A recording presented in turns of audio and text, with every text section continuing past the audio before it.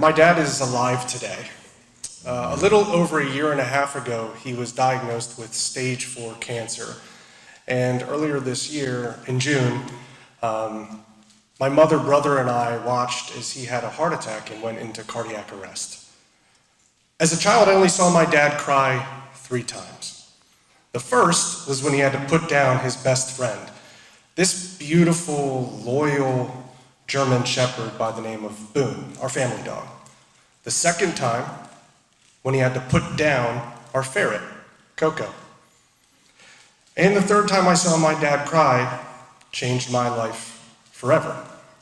It was the summer after 2nd grade, and we were at our cabin in the woods. Often a weekend getaway for the family spent hiking, horseback riding, fishing.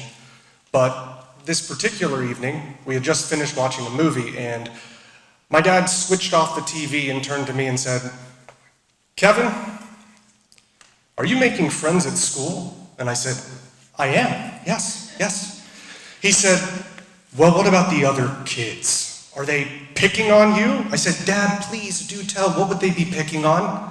He deflected and followed up with "What about the lessons? Are you understanding the lessons?" I said, "Dad, I'm the first person done with the tests. I think I'm doing pretty good, okay?" At this point, my parents are visibly frustrated, upset, beside themselves. They look at one another, they lock eyes, and they begin to cry. And I think to myself, I know that look. You guys are gonna put me down.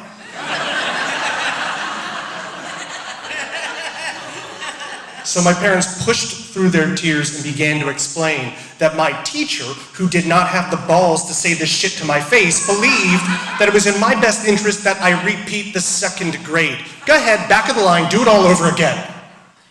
My parents explained, "Kevin, there are a lot of kids that are gonna repeat. There are a lot of families, a lot of parents having this same exact conversation with their children that we're having." Bullshit! I repeated, and I didn't see a single familiar face that entire year. Now, to my parents' credit, no, I wasn't making friends, and yes, I was being picked on. Have a look. Okay? I have stretch marks, aka tiger tats, back fat, freckles, a gray patch, and a Brillo pad for hair. And this is the best I've ever looked in my entire life. Can you imagine what those kids had to work with back then? Children are savages. And the lessons, colors, shapes. Sorry, I didn't see the difference. Maybe if there were more kids like me, we'd have less racists and homophobes. And being a parent is one of the most ridiculous jobs ever. Can you imagine how daunting of a decision that was for them to make? They had to know that any obstacle up until that point, any teasing I endured, was just the tip of the iceberg.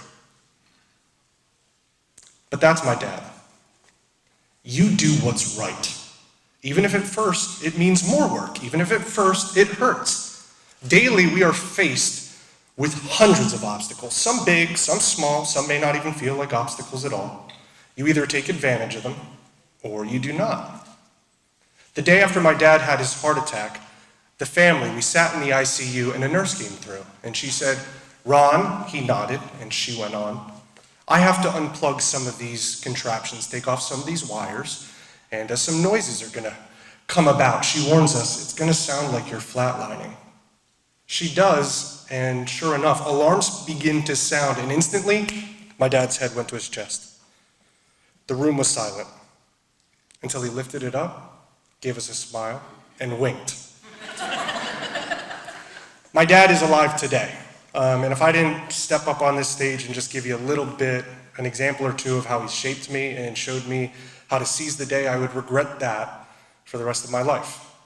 Some people may not get you at first. Your decisions may not make a lot of sense to others, and frankly, you may very well be the only person to do whatever it is you decide to do.